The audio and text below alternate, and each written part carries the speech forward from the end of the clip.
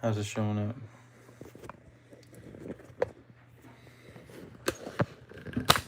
Whoops. You just break it? No. Is it live? It says I'm live. Oh, yeah. Oh wait, I got a commercial. Oh. Hello.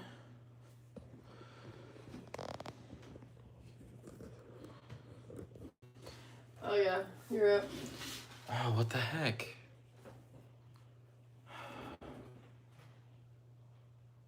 Why does this happen every time? Mono.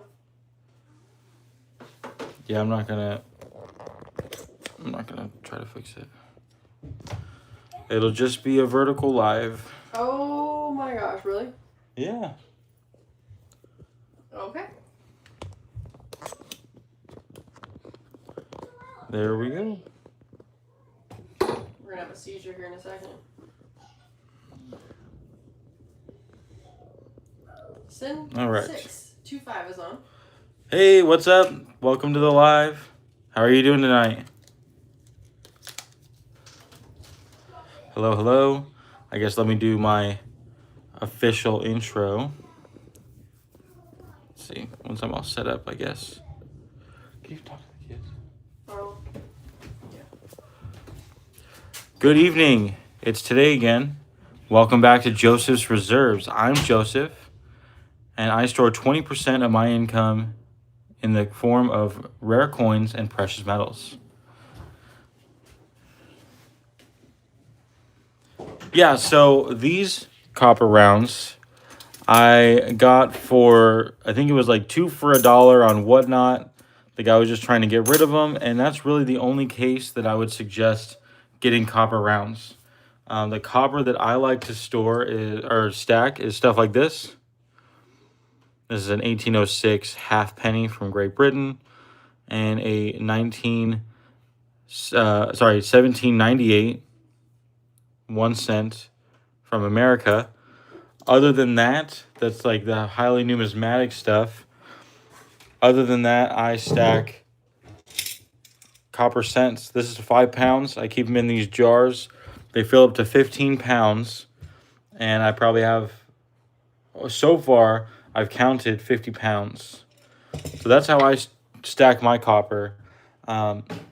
These ones are insanely high premium. I actually had a thought experiment with my brother.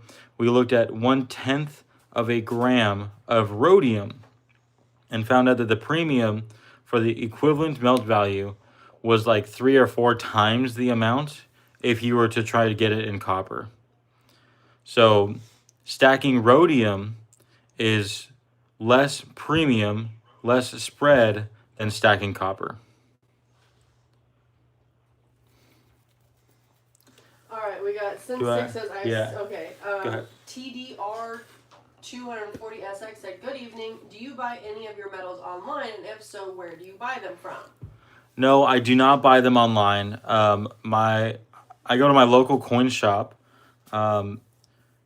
The prices at a local coin shop are always gonna beat online. I mean, that's basically if you show them, hey, there's this online. I mean, they're either gonna tell you I can't break even at that point, or that they'll match that price because it's literally a competitor. You can just buy it online for a lower price if they won't match it.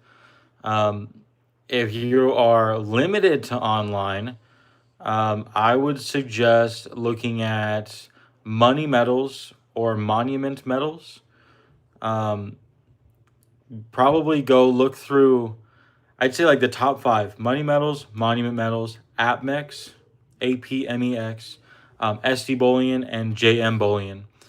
If those top 5s, they're all going to be priced very differently. They all promote their own spot price. And it's always going to be above the Keiko spot price. But that's kind of the tricks that they play. They'll say like, Buffalo rounds at only $2 over spot, or $1.99, whatever the psychological gain that is. But $1.99 over spot, and then based off that, they're gonna raise their ask price well over the Kitco ask price, so that it ends up being something like $5 over spot when you compare it to that. And when you go into a local coin shop, they'll be using that Kitco spot price and price it at $5 over spot, or sometimes 4, or whatever it might be in the market. So keep that in mind, that when you see something online as $2 over spot, and then you call your local coin shop and they tell you $5 over spot, the spot price is always going to be different on that website. They You use their said own ask and bid. Money Metals, JM Bullion, JB Bullion? No, no, so Money Metals, Yeah. Monument Metals, Oh, Monument. Okay. AppMex, AppMax, yeah. SD Bullion, Oh, SD. and JM Bullion. JM Bullion is usually going to be the most expensive, but they also have the best deals sometimes. So that's what I would suggest. Go between those five. There's also so many more. I know one's called Hero Bullion. There's probably like tons of other ones. I mean, another possibility is eBay or Facebook. Be careful with those though, because you'll either find people that don't know what they're selling, think it's worth way more, or it's someone who does know what they're selling, but they're trying to sell it for just any more than they can get, taking it to a local coin shop or selling it online. And then you'll get those people that are trying to sell something for way more than it's worth, or trying to sell fakes. So if you can arrange a situation where you can meet with that Facebook person at a local coin shop and you can use their testing equipment, you know, slip the local coin shop $5 and they'll be willing to let you do whatever with their equipment. Um, that's something I've utilized a few times in the past, and it's definitely helped. I mean, I've met up with meetings where it was a deal that seemed too good to be true. I went into a coin shop, found out that half their stuff they were selling was fake, but I offered them on the other half and was able to have a good deal. So, and the coin shop's more than willing, as long as they're not incredibly busy doing other stuff. You know, coin shops also want to see stuff like this happen peer to peer. They want to see people interacting outside of the shop, and you know, this community growing in a way that, you know, is outside of just what they see. So I mean, go in, hang out with your local coin shop owner, um, just have a conversation, and maybe buy something from them too while you're at it. You know, keep that relationship going, and yeah, that's always a good Yeah. idea. So we got a question from, okay, Sin625. There was a tube of copper for $25. I was able to swipe up before the silver boom. Okay, well, a tube of copper is still, that's still a very high premium, 20 ounces. So a pound of copper, which is 16 ounces, is worth under $6 right now. A pound of copper. And I'll put it into this perspective. These are Eisenhower dollars. $1 face value. They're worth $1. You can pick them up even at banks for $1.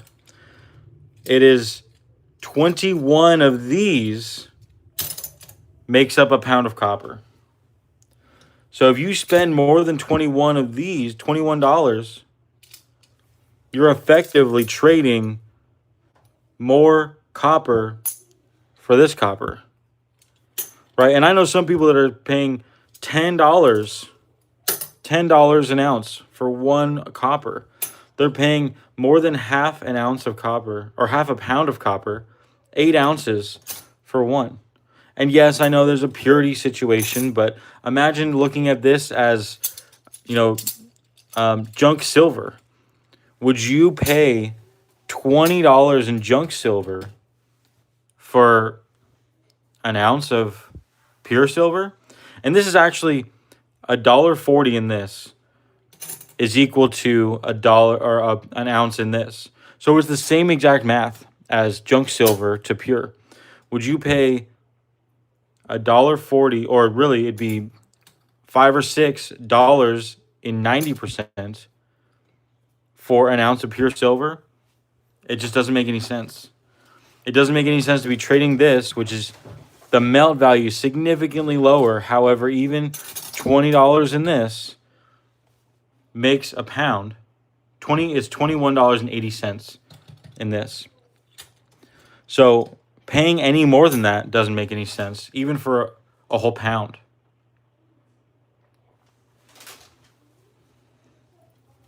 Anything else on that topic? Anything else on copper? Nothing on copper. I mean, they can also get copper from just buying penny boxes at the bank. Right, yeah, you can get penny boxes at the bank. You'll get these. What you'll find is this copper. Right? It takes 10 of these to make an ounce. Let's see. I think that's 10. I lost count. You get 10 of these is equivalent to an ounce. It cost me 10 cents. And the melt value of these is almost 40 cents right now. These are still heavily available in bank boxes. A bank box is $25. Typically in one bank box right now, I'm finding 2.5 pounds of copper, which, even just that has a melt value of about $12. And it takes about $5 to get to that. And then I can take the other $20 back to the bank. So I spent $5 on 2 pounds of copper. This is definitely the way to go. But the thing is, soon these won't be circulating in the banks. And soon these won't be available, which means that these will likely be traded for melt value eventually. It takes $1.50 in these to make a pound of copper. So that's 3 rolls. It's really $1.54 to make a pound of copper. And eventually, it's going to be traded the same way, similar to how junk silver is. People are going to weigh it make a pound, and then from there offer a certain rate above, or sorry, a certain rate below the silver price. And that rate below is going to be defined by the cost that it takes to refine that silver into pure silver if necessary, right? So whatever the cost it takes to refine this into pure copper is going to be what it's going to take to the percentage that they're going to take off the copper price. And that's likely going to be just like taking scrap copper to a scrap yard today, right? They pay some price per pound. And maybe like how our bullion shops have turned into coin shops because we were buying precious metals for industrial purposes. Then the demand came about for coins. In that way, it's possible these scrap yards are going to turn into copper coin shops where they're going to be buying and selling these copper coins. Who knows? Who knows really what the future holds for these? One answer might be to look towards Canada and see what Canada has done with them. But I think it's possible that we might be one of the only countries that left that's circulating copper coins that would have been found in circulation in their bank boxes.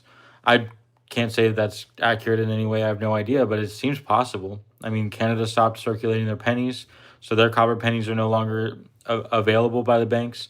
Quite a while ago, about 30 years ago, Mexico went to the new peso, so all of their pure copper stuff kind of got switched out when they went to their new peso. I don't really know any specifics of any other countries, but it seems like these large money reforms have been happening, and it's pushing copper out the same way that silver was pushed out. So I imagine it being similar to the same way.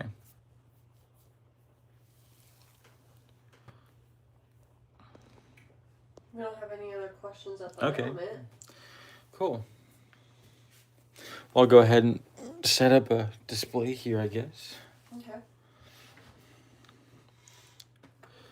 Y'all, what do you want to talk about? It doesn't have to be a question. You can just suggest a topic.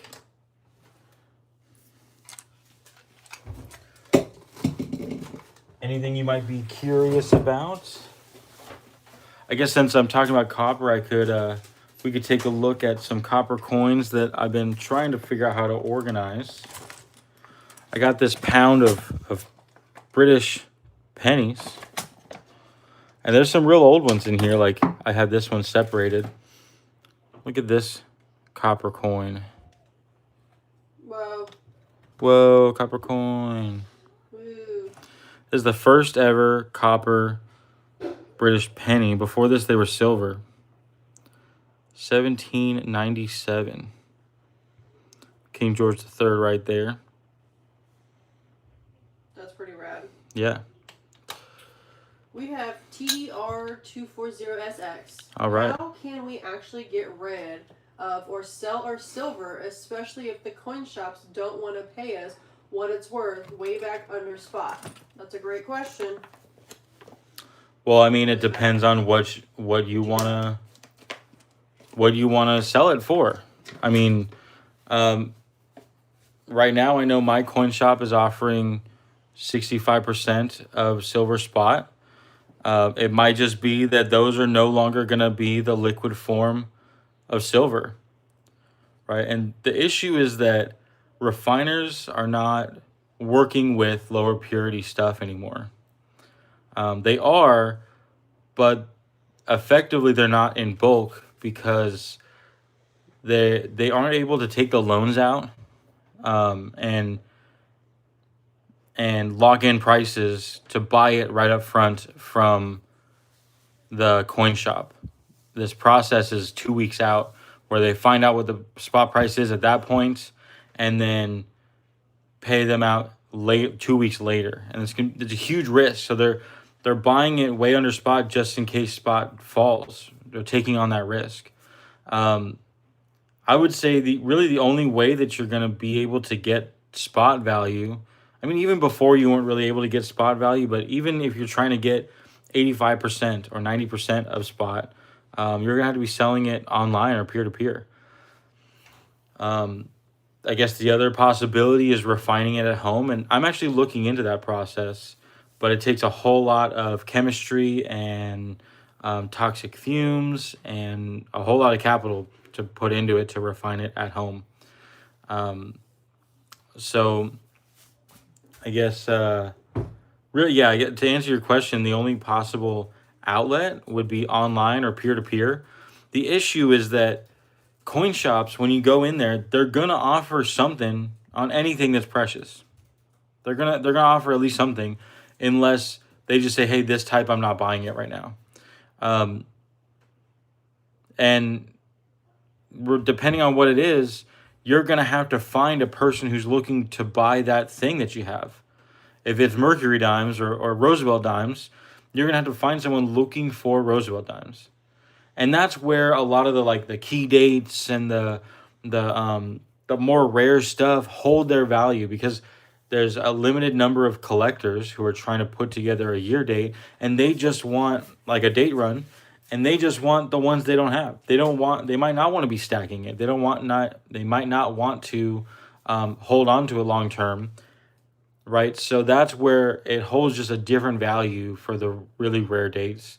So if you have a bunch of common date stuff, that is starting to like kind of lose its value under spot price, just because it is impure. And I really feel like this is a huge tactic and way for people to get into a mindset that this stuff is not effective silver anymore. That the 90% and the other world silver, they're trying to disassociate this with real money, right? So if we no longer think of a Morgan dollar as a silver standard, then it's going to be really easy for us to let go of that. We're going to think of it as junk, and the whole market has kind of literally labeled it as junk silver, and is now treating it as if it's junk. So it's becoming an easy way for people to just drop that and put that money into a more pure bullion, because they're afraid that it's going to be even less than that in the future. All right, we got some Is questions. there more? Yeah. North Star Stacker said, "Hello, Joseph." What's up? And so we have 5738H, capital H, lowercase h. Is it not best to buy online? I heard coin shops are asking the moon for everything. Mr. Happy Stacker 69. Well, hold on. Let me answer that question said, yo, first. yo. Oh, yo, what's up? Yeah. So is it not better to purchase online? So the thing is, yes, the coin shops are asking more, but they're always going to be less than online. Online is also asking $15 to $20 over spot for Eagles. Plus shipping. Yeah, well, I mean, it's pretty easy to get free shipping at this True. point. Buy 2 ounces and you're there. But the thing is, right now, premiums are so high because spot just dropped. everyone was buying silver at 100 plus. Even when they were buying just below, they were buying it at $100 or $105 per ounce, right? So, oh, I see there's a $2 tip. Wow, thank you so Mr. much, Happy Mr. Happy Stacker, Stacker. That's 69. awesome. Thank you so much. I was like, oh. Let me, I can give that a like. Boom. And a heart. Boom. Um, so they were buying it at $100. Even right now with spot, I think it's $77. If they're charging 15 over, they're still losing by a lot, right? So keep that in mind when you're buying either online or anywhere right now. That's gonna affect the price and premium at such a big cut.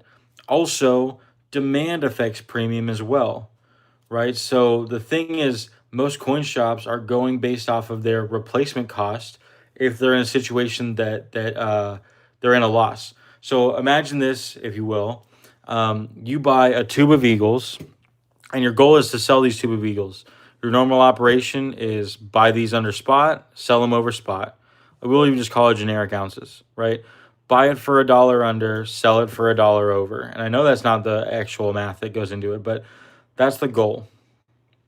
Now, if you buy it for $1 under and then the spot price drops $20, there's no way you're going to sell this at 21 over. So what you're going to find out is what is wholesale or anyone else around, what are they currently selling their silver eagles for? So wholesale, let's say they're selling this other tube at what is now $5 over spot. So now you can buy this at $5 over spot after selling this one at $3 over spot.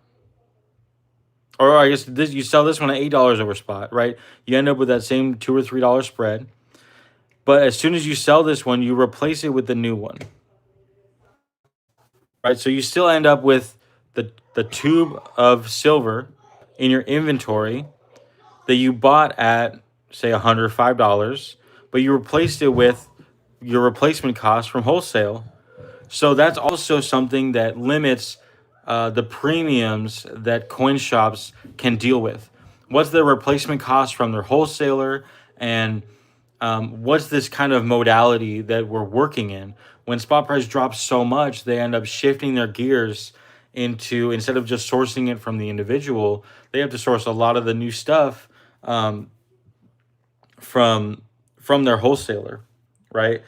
In addition to that, let's say silver just dropped $6 the other day, so now all of a sudden people are going to be coming in either buying or selling, and the coin shop owner doesn't know this silver might drop another $5. There's no way to tell whether or not it will. So the spread widens on both ways whenever there's extreme volatility. If in one day the silver can drop $5, $10, then they have to be buying outside of that $5 to $10 window on both sides. Anything that they buy from you, they have to sell in some way, either to wholesale or to whoever else out the door. Let's see. No one's selling Eagles for $1 on the spot. No. I said generic rounds. They're not doing $1 over or under either. I think right now Eagles are $10 to $15 over spot at a good price. I think there places are offering $5 under spot. But that's the thing is, even in the case of the other day, I think my coin shop was buying it $5 under. If they bought $5 under spot, and then right before the drop, I think it was $5 or maybe $6, what they basically just paid for it at spot. So that immediately cuts into a lot of their profit that they have to make in order to run everything. So that's where a lot of the nuances come in at the coin shop. But in addition to that, all of these same problems are just on a larger scale from an online dealer. So the online dealer is also sourcing it from people, selling it out to people, and that's why places like Amex, they have that I think it's $20,000 sell to them limit now. I think $10,000 buy from them. So they're pushing out all these small timed deals so that they can work with the larger movement deals, and that might be something that's going to be a lot more common with online dealers. That, or they just have all the pre-order stuff, the pre-order, which is effectively what I just told you about, that some coin shops are doing. It's not all on pre-order because there's not available. They're all on pre-order because they want to use the money you pay them to source it first, then mail it to you. So they're pausing what they bought at 100, saying that's not for sale right now. Whenever you buy one, I'm gonna buy a new ounce and sell you that one. Right? So they're buying at a new spot price and not selling their old stuff either. So that's also something to consider when thinking about, should I buy from online or should I buy from a local coin shop? Uh, and again, what I had mentioned earlier, I know there's some new people on.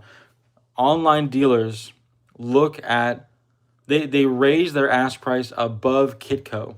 So if you look at Kitco, that's like the industry standard. That's the spot price that the LBMA and the COMEX agree on, and they post it online, kitco.com. That's what coin shops should be using. If they're not using Kitco, then they might be using a different spot price based on what their wholesaler is able to do. I know that in my area, they sometimes switch to Dill Engage based on futures contracts because there's something called backwardation. But even that is more geared towards Kitco. So compare Kitco, the ask price, to say JM Bullion. There's always going to be like a $10 spread. I mean, I was thinking like gold. There's like a $10 spread, maybe even more than that. Silver, it might be a $2 spread. And if you're looking at $77 silver in on Kitco and $79 silver on JM Bullion, then yes, the coin shop's only going to be able to sell their generic silver at $5 over, while JM Bullion's selling it for $3 over, because they have that difference. It's effectively the same price, or usually the local coin shop's cheaper because there's that difference in spot price. It creates a difference in advertised premium. So if you're looking at online, compare the actual prices to your coin shop to the actual prices online. In addition, the online prices, when you see as low as, that's going to be if you bulk order like 100 or so, 500 in some cases, ounces. You have to look at, compare the price you're going to pay to the 1 to 20 price, and then are you going to be using e-wire or an e-check? Like, you're going to be using your card, so use the card price to compare to what you're actually going to be spending at the coin shop. It's a vastly different situation when you're looking at, oh, this website has this on sale, it's $1 over spot. Their spot price is different, and that is when you buy 500. I'm not sure if there's any other questions. Everyone, Holder, Pest Control, Wildlife said, "Hey chat, how are you?" What's up? And then DSMTSI said, "No one is selling Eagles for $1 under spot." I saw that, and I kind of talked about that. Happy Stacker 69 says, "I like your videos, bro. Don't know who does lives. Cool." Didn't know you did lives. Yeah, I started doing lives the past couple weeks. I've been doing them every Saturday around this time. Think I'm gonna kind of set in 7 o'clock. Well, 7:30 is kind of 7:30 is better. Probably. Yeah. Yeah, I'm gonna try to advertise a little bit better, and yeah, we'll try to do something. But today is 7. Yeah. It seems like a lot more people are rolling in 7:30. So. Let's see. Janice McDonald 6822 says, "What's a good hiding place for your silver coins?" Right next to your gun. Well, there's some people that are from other countries. And right. Okay. Right. If you don't have a Second Amendment right, so a lot of people have safes, and what I would suggest is getting a large enough safe that you can weigh it down. If it's heavy enough to not move, to like barely be able to move, empty, no one's going to be able to take it when it's full of your silver. A lot of people use, like weightlifting weights, dumbbells, things like that on the bottom of their safe to make it harder to move. Coin boxes, like penny boxes, nickel boxes. Yeah, that was one thing that I did is I went to the bank and got a bunch of penny boxes. A $25 pound a box of pennies is about 14 pounds. So pretty cheaply, $200 worth of pennies becomes pretty much impossible to move. Um, in addition, you can search through those penny boxes and end up with copper coins, which is what I did. And these copper coins, this is 15 pounds. I could easily put these on the bottom of my safe and get that to not be able to move. I'm just gonna leave this out because I keep pulling it out. Keep moving it. Yeah, so that's also an option. Outside of a safe, I hear a lot of people store it in like bookshelves. There are like kind of hideaway books.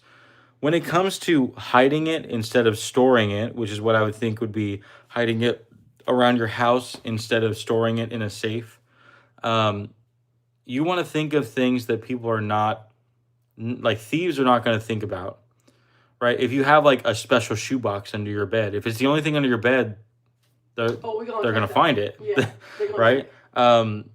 If you have it, say, like in your nightstand, they're going to go through your nightstand. They'll see what you have in there, right? So, everyone was agreeing with the comment next to your gun. yeah. They're like, that's the right answer. Yes. Yes. Yes. But we do have a lot of international people that don't have the Second Amendment right, so that's Right. why we're elaborating.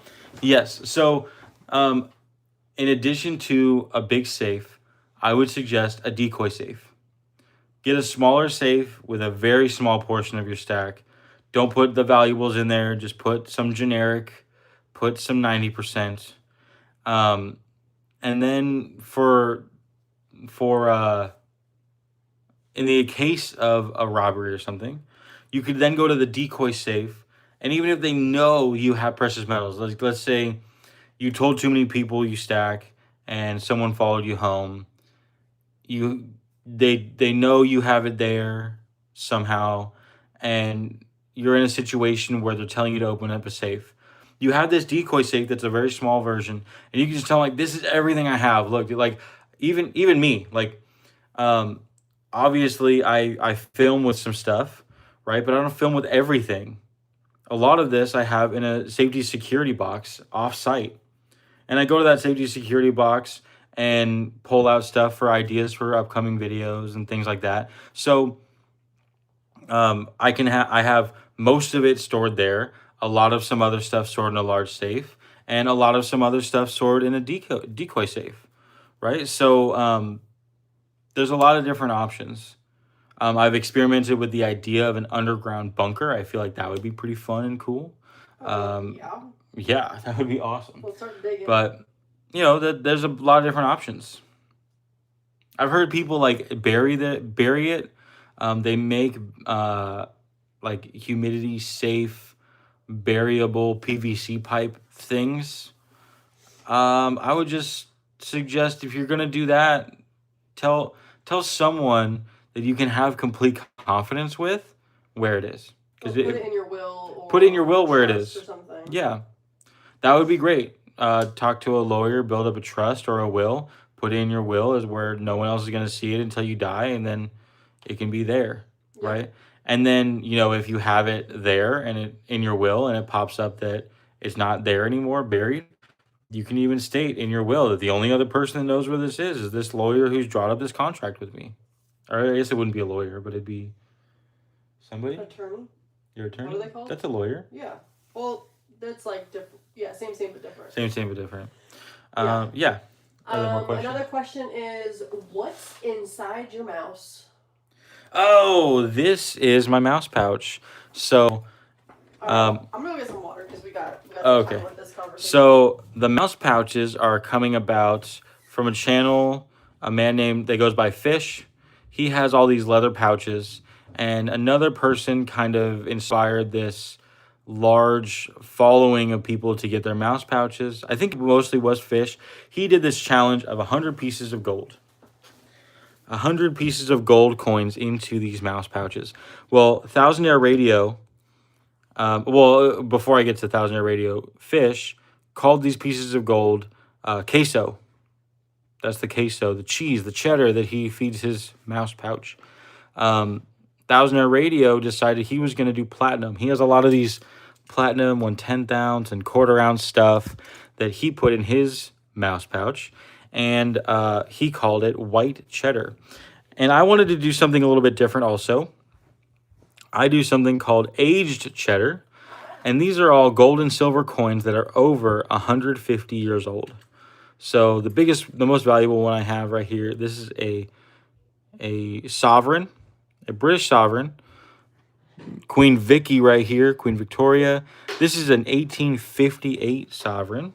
Let's see if I can get this focused nicely. There we go. 1858. So the year we're looking for is 1876. Has to be older than 1870, or I guess 1876 or older, 150 years. But this sovereign is actually before they put King George slaying the dragon on the sovereigns as a regular issue. They had these shield backs. This one's just in amazing condition for how old it is. So I love this coin. The next gold I have is a $1 piece, 1874. $1 from the United States of America. And then I have some silver, again, just British and American, but I'm hoping to get some older silver here soon. 1854 $half with the arrows. I've got 1876 corroded as something else, $half. I've got some quarters in here, 1876. 1853 with arrows and rays. Let's see. Now we're getting into, here, we'll finish out the American coin. This is a half dime. Before 1872, we had half dimes instead of the nickels. Half dimes. This is a silver coin, half the size of a dime. Then we have some more British stuff. We got the tiny one. This is a 2 pence. 2 pence, 1838. So here we have a 1838 2 pence right next to 1839 half dime. Just two tiny little pieces of silver. I've got a 6 pence that's closer to a dime size. Chris 6 Whitehead pence. said, "What's up?" What's up? 1863, right in the middle of the American Civil War, and 1867. And this is the oldest one I have in here, King George III, 1820. So I'm only putting aged silver and gold coins. I do actually have one other coin that's old but didn't make it in the pouch because it's graded. So let me go ahead and show that off here for a second. It's not graded by a substantial company, but I might change that in the future. This is a 1537 Hungary dinar. That makes me hungry. There you can see, wow, look at that. For 1537, that is an outstanding condition coin. Oh, look at that.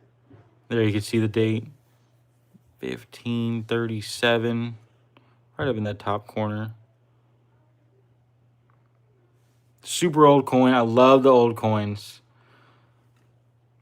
Really, really cool history. Just the fact that this is almost 500 years old is insane. Tiny little piece of silver.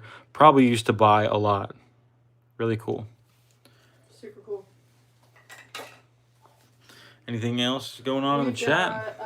VB Fisher 1289 says, "My hardest decision is numismatic coins versus pre-1933 gold. I'm less than 1 year into it." All right. Well, what I would say is pre-33 gold.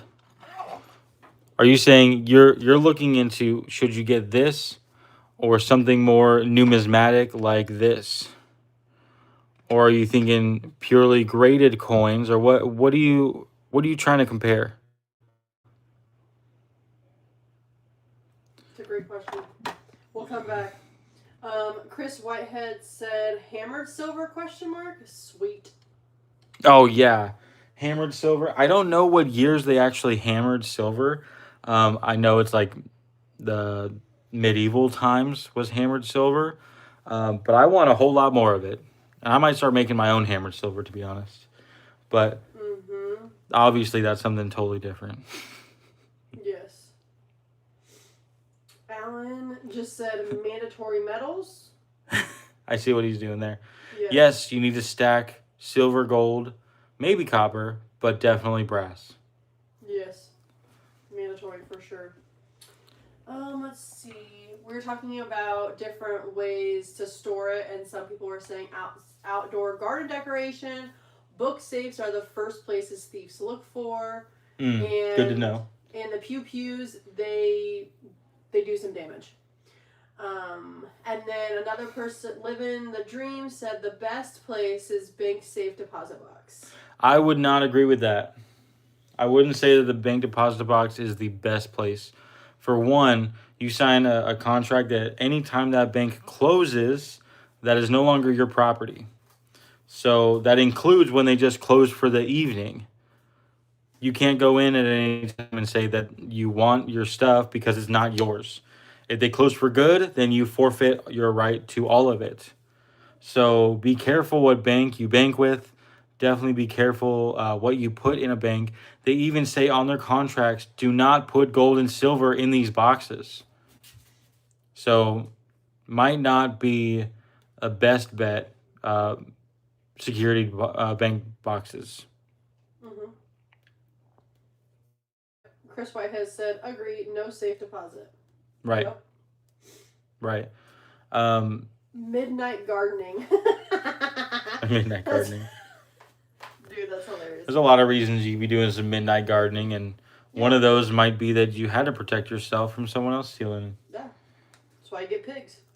Right. Also, I heard this. You get pigs.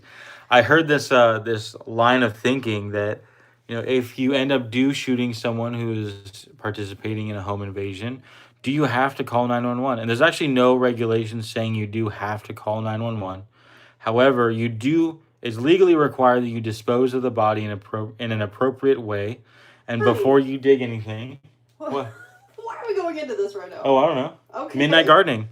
Okay. If you do, you have to bury the body, and before you dig anything, you have to call 811. Oh yeah, I do know that. So instead of calling 911, you're actually required to call 811. Yeah, in case there's like gas lines, right, or internet lines, or water lines. We're not trying to suggest anything. We're just telling you what is actually legally required.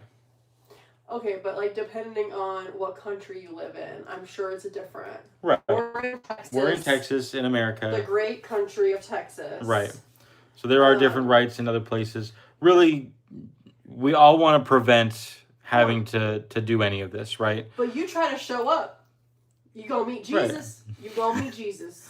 Right. No one wants that to be the situation, but also no one wants to lose their precious metals that they work so hard to get. Straight up. So that's also. Don't come over. It's also a thing. Yep. Allen, Texas for the win. You right? Texas for the win. You're right. Yep. Chris is also giving some advice in the comments as well. Straight up. All right. Straight up. Anywho, we have any other questions, comments, concerns? Maybe let's go away from the idea of someone stealing what you got. Yeah, this is not that I'm paranoid, but golly, actually, you know what? I did just get a new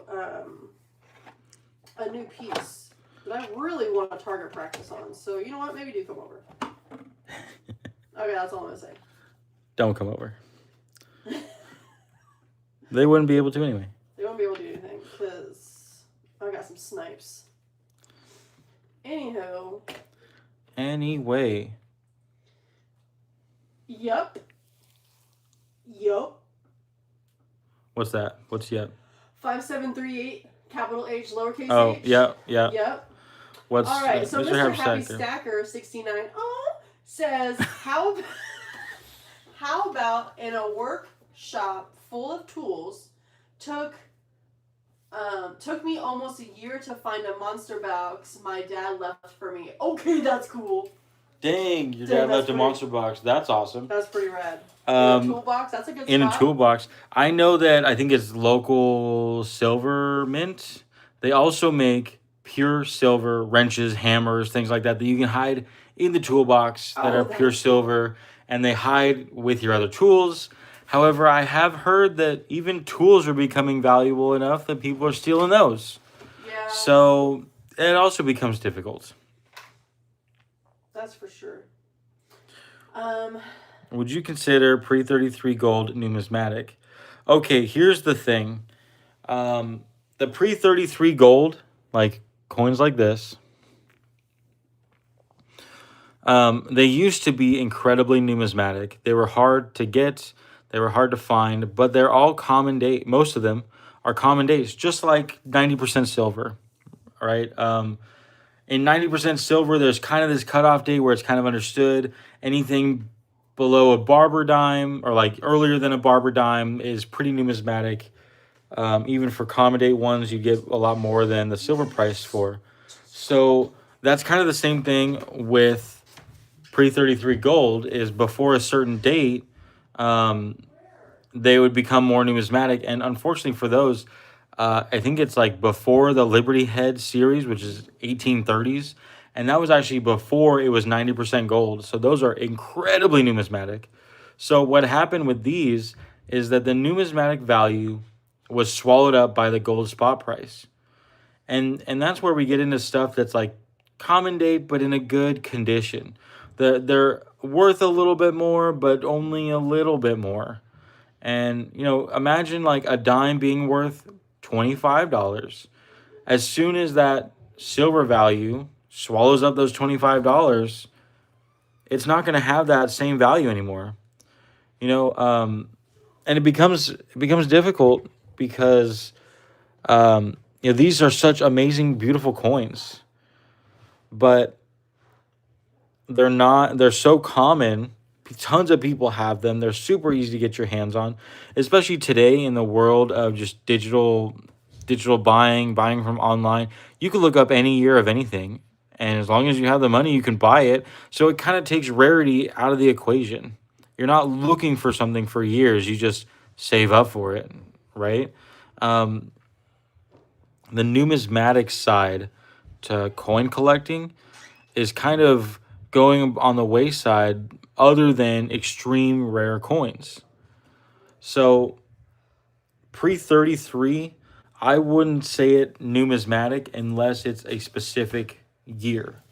Unless it's a specific case or condition, then that might be worth looking into and paying the higher premium. Pretty much what I do when I'm looking at should this coin in an average condition elicit more premium. Do I have my red book right here? The kids were playing with it earlier, Oh. so I'm not sure. You want to get it? Yeah, can you go in the living room and go get that? I have my red book, and I'll show you real quick how I look at the red book to notice. Okay, is this common date or is this a rare date? Obviously, you can look at mintages, but that doesn't tell the whole story. Here we go. So we'll even go half eagles, what I was just showing y'all. Half eagle Indian heads. I just scan this first column, right? You can see the 26, they had some gold spot price that was locked in somewhere. That's not what it is anymore. It shows 750, and it's down the line almost, except for 2 or 3 of them, right? So there's this one, the 1909 O, the 1911 Denver, and looks like the 1929. Those are the 3 you want to make sure you look for. Those are the numismatic ones. There are some like this 1908S, 825. That's the next one that's no longer going to be numismatic.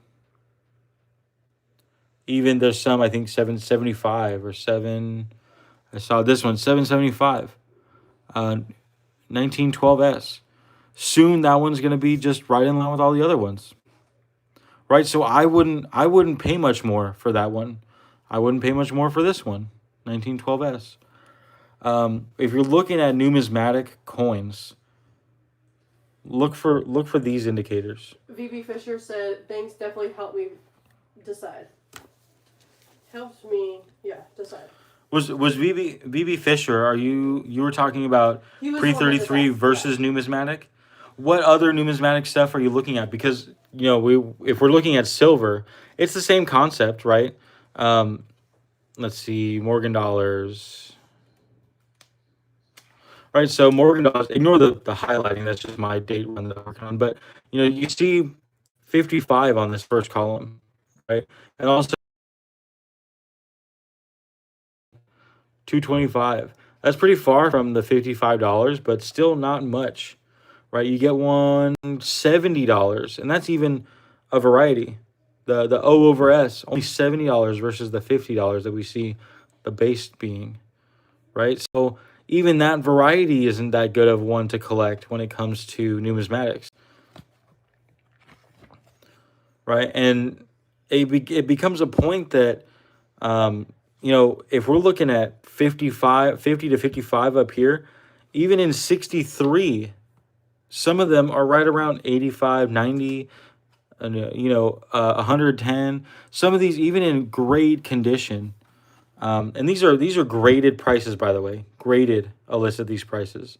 So if it's already graded and it's only $85, that $85 includes the cost to grade it, which is like 20 to 30 bucks, right? So, okay, that's right there at the 50 bucks. Hey, Lucky Strike, welcome in. You'll have to go back and watch the first 15 minutes later. What was it? He came late. Oh, okay. Time structure. What time? Time what? Like Pacific Standard Time and time zone. Oh, I see, time zones. Yeah.